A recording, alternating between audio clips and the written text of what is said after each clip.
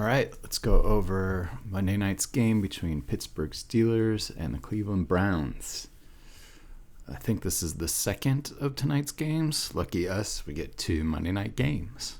Just jump straight in. Over-under is 38 points. The spread is 2 points, with Cleveland being favored. I gotta fix that. I don't know why that's a negative, but assumed Vegas score would be 20 points for Cleveland and 18 points for Pittsburgh. So kind of a slugfest, it looks like. A couple touchdowns, a couple field goals, not like a high-scoring game. Again, that's Vegas, the best of the best. Making that prediction can always be off, but typically they do pretty well. It's not a bad idea to set your expectations to be somewhere around there. Of course, if you bet against it and you are successful, you do very well because most people follow these odds. But anyway, it's neither here nor there. So getting into just the 1,000-foot view, looking at Pittsburgh Steelers defense first. They are, I feel like they seem like a stronger defense than they have been. They got phenomenal talent, obviously with TJ Watt at the end there. I don't know why they have him registered as a weak inside linebacker, but he, is playing the end typically. You have Minka Fitzpatrick at free safety, who's just causing all sorts of problems. 11 defended passes last year, 6 interceptions out of 15 games. Like crazy talented, prime of his age. Just a super force back there. Strong safety, not too bad. They do have an injury at right defensive end with Cameron Hayward. They're going to miss him for sure. He's a sack monster too. And they have Armon Watts backing him up. Looks like physically the same size, but not nearly the production that Cameron Hayward had. So they'll be missing that. That could provide some opportunity for Cleveland Browns to pass more, maybe run off the right edge here. However, on their side of the ball, they're also a little bit banged up on the right side of the ball. Jack Conklin out is a big deal for these guys. He's a talented player, so that will be, a downgrade for Cleveland. But maybe these kind of, even each other out, cancel each other out in terms of what to expect on this side of the ball. At left guard, still just super strong. So, Cleveland Browns have a good offensive line, and it shows because they run the ball really well. Over on the receiver side, Cleveland Browns is a bit banged up too, so there's actually not a huge pool of people to choose from. Elijah Moore coming over from the New York Jets last year, pretty mid to low tier targets and receptions, 1 touchdown last year, so not a massive impact player. Donovan Peoples-Jones will be probably the likely candidate to take over Amari Cooper's work should Amari not play. He is listed as questionable, and it's considered unlikely that he is going to play, according to ESPN. So I would look for Donovan Peoples-Jones to take up the slack, and then Marquise Goodwin from Seattle. He'll be out there, chuck the ball out again. Though Elijah Moore, younger, he could, be kind of a up-and-comer. Marquise Goodwin, just kind of a veteran presence to maybe, catch a pass or two over the middle. I don't imagine him getting a ton of targets. So my pick on wide receiver to take up the slack from Amari Cooper would be Donovan Peoples-Jones. And again, that's against a pretty talented Steelers secondary. We'll get into their stats in a second, but just something to look out for, that not a huge pool of receivers. So also just another reason that maybe this turns into like a ground and pound game. The Cleveland Browns only have 2 running backs on their roster, which is kind of wild. So, Nick Chubb is just going to get a ton of work this game. So probably your chalk guy, one of them anyway. In fact, I'm going to write that note myself for my lineups. Swapping sides here. The Cleveland Browns on defense, for the most part, pretty healthy. Not a ton of talent on this side. Myles Garrett, obviously superstar, 16 sacks last year. That's just crazy. It's a sack every single game. 817 snaps, 16 games. So he even missed a game and still got 16 snaps. That's wild. So Pittsburgh's line is not that talented. I can't imagine them avoiding getting sacked a lot. We'll look at their stats from last week. They got hosed, or not hosed, but trounced by the 49ers. So our Cleveland Browns defense comparable to 49ers? No, but that's a big bit of talent right here, and he's a sack machine. So I imagine they're going to have some trouble containing Myles Garrett. 6'4", 272. People are just so massive these days. I remember like back in the old days, I'm not that old, but I feel like people my size could play, but now if you're my size, you better be like 4.2 speed. Anyway, enough about me. So yeah, a little bit banged up at free safety. He's questionable, so just keep an eye out for that. That is one of their more talented secondary players, but it looks like the next guy in line isn't a huge step down either. They're also both new players, so I can't imagine how many different schemes Cleveland runs. It might be confusing for these guys to adjust, but I'm sure their communication will be good. I'm hoping Pittsburgh gets some good, passing yards. I'm kind of pulling for them to do better this year, just because it's fun to see, more teams do well. But we'll see. This will be a good test for them because interconference, rivalry, et cetera, et cetera. In terms of their receiving crew, big one down with Deontay Johnson out. Obviously, their last year's top receiver with 882 yards on 147 targets. It's kind of wild that Pickens had 800 yards and 4 touchdowns on almost, 2/3 of the targets, basically. So I imagine Pickens will take up the slack here. Again, how much passing they will get in, we'll check that out with the sacks that they're allowing and the fact that Cleveland will probably bring some heat. Allen Robinson, kind of an older journeyman, came from the Rams last year, 52 targets for 339 yards. So, just kind of a second option behind Pickens. I don't see nobody else really measures up in stats. Maybe Calvin Austin just gets his chance here to make some noise. But again, just kind of the bottom of the barrel receivers. I don't see them going too often. Again, this isn't going to be a shootout. Maybe they throw it 30, 35 times, and I bet you a lot of those targets end up going to the running back, Najee Harris and Jaylen Warren anyway. Last year, 53 targets for Najee and Jaylen with 33 targets.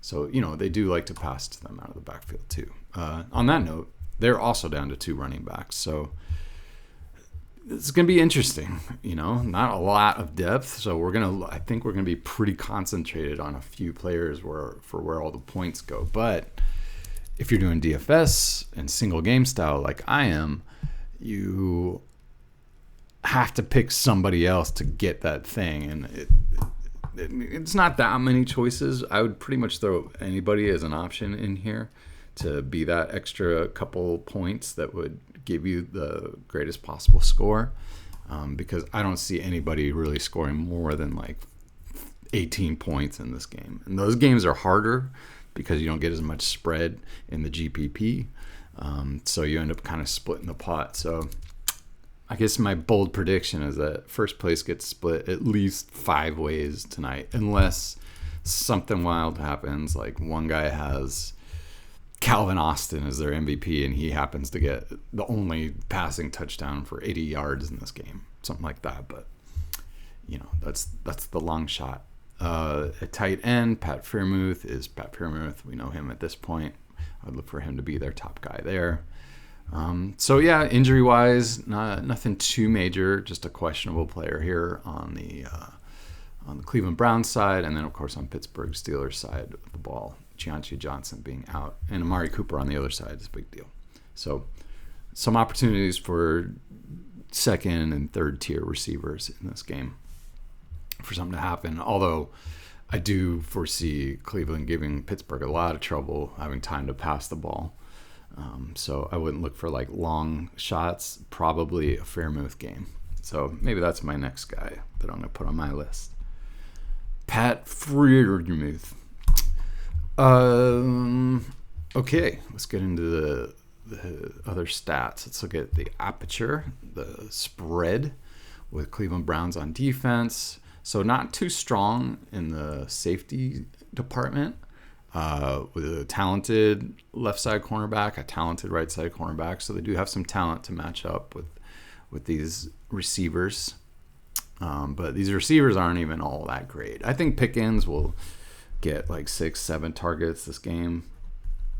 We'll see how they targeted last week and make that assumption a little bit more clear. But, maybe Robinson's their next guy. I don't really see that happening. Maybe he's just the guy. He's going to older guys that are like, fuck it, I'll be the guy that goes down the middle and takes the shot. And they're going to need to pick up a couple of those. But I would bank on Fairmouth getting a substantial amount of targets in this game, especially because it'll be quick over the middle or to the flat style pass plays. As far as tendencies, the Steelers last year, and again, this is a little misleading because last year, it was they had a different quarterback, but was it last year that freaking, what's his name, retired? All right, don't hold me to this. And I'm sorry, like I'm the stats guy in here. I don't know some players, but these were their tendencies anyway. Running to the right 40% of the time, to the left 38% of the time, 20% up the middle. Wide receivers 57% of the time was their target. Tight ends 25% of the time. So again, Fairmouth's going to get a lot of action this game, and running back 17% of the time. And that was also with Kareem Hunt, so that's going to change a little bit. And considering they only have, not Kareem Hunt, Najee Harris. But they did get a substantial amount of targets. Okay, the rushing gap tendencies. So they like to go up the right side 19% of the time. So that's kind of their main bread and butter for running.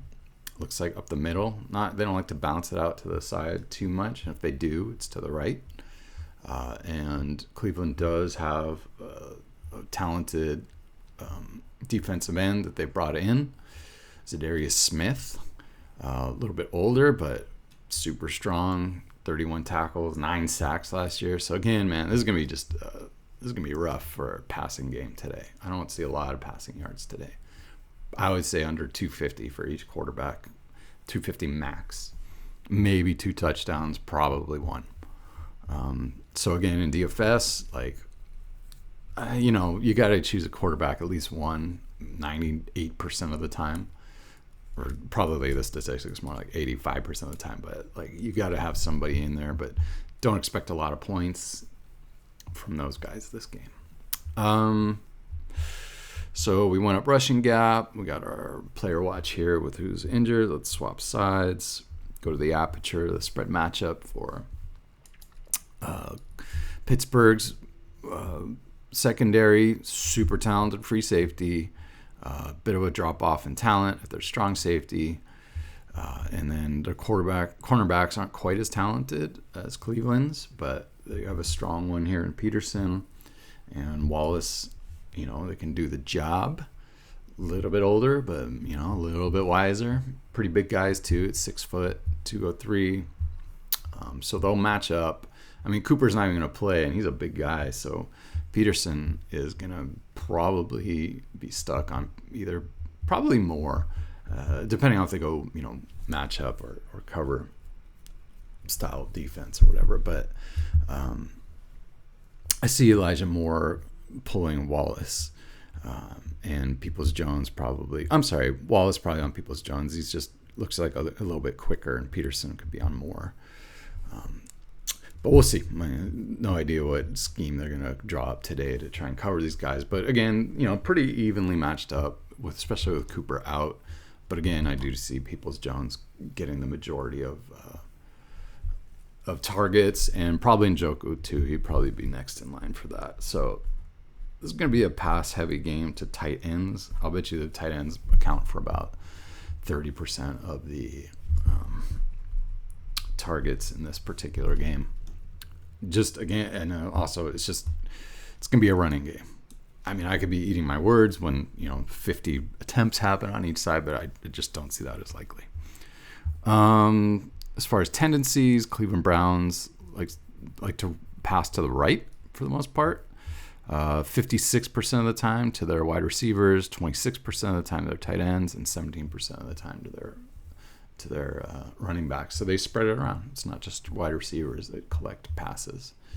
And this game in particular will be an example of that with their top guy, quote unquote top guy, out. Let's come over here to rushing gaps. So they like to run it on the inside of the line. They don't go to the outside a lot. They just kind of like the off tackle, it looks like, and up the middle. And with that in mind, this weakness at this position tells me that the right side of the ball would be prime other than Conklin being out. So maybe they're pulling their guard over here, making up for that, sealing off this whole area. And, with Marquise Goodwin out there, maybe, pretty good at drawing defenders away. They have a bigger guy in Donovan Peoples-Jones who could block downfield. So, yeah, it's going to be a good game for Chubb. I'm going to put that out there. I think he gets his 100 yards and a touchdown. So that's rushing. Let's look into some team stats here. Again, last year's stuff. Cleveland is 50-50 run and pass. Last year ranked 6th in rushing overall in terms of just fantasy points. Not great in receptions and passes, again, but that's kind of known. And the Steelers were very bad against the pass last year and pretty good against the run. As far as who they would give points up to in the passing game, pretty split between tier 1 and tier 2 receivers, with most of the points going to tier 1. So they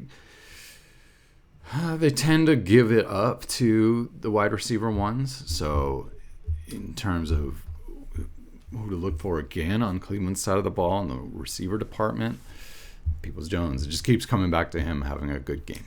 I think that's going to happen. So let me write that down too. Peoples-Jones. He's probably going to be a chalk lock for me.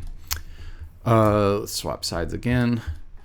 And Pittsburgh, 14th in rushing, mostly pass by about 5%, 4% to rush, but not good passing last year and mediocre rushing. So they're going to have a tough time putting up points. I see them coming under 18. I don't see them scoring more than like 13 points. So I wouldn't put a lot of stock into Pittsburgh doing much in terms of producing for you with points. And the Browns against the rush were pretty bad last year, 28th, very good against the pass.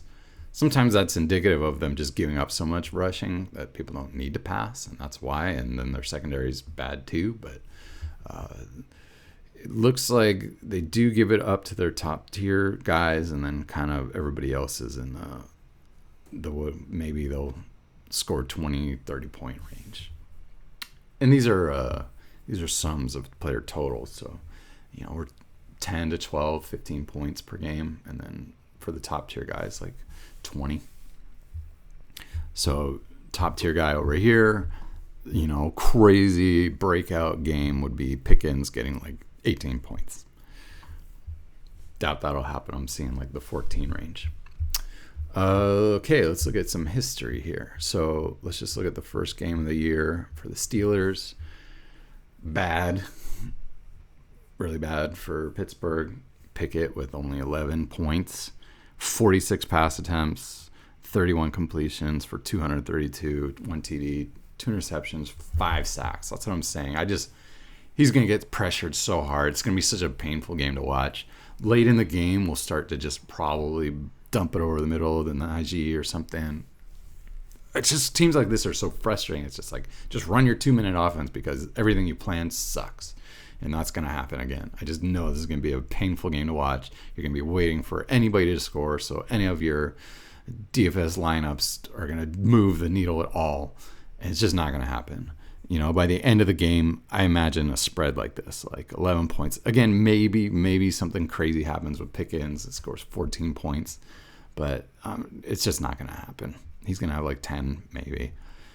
Freiermuth will get his targets. I think these will swap, like it'll be 8 targets and 4 completions for Freiermuth for like 28 yards or something. Who knows? Maybe he's the guy they find and they just wake it up and this all happens, but it's not looking good for Pittsburgh. Cleveland, on the other hand, not a super spectacular game. Looks like they were very run heavy. Even Deshaun's points came mostly from his touchdown. Only one passing touchdown, 154 yards. Like, that's just nasty. Again, not going to be a fun game to watch.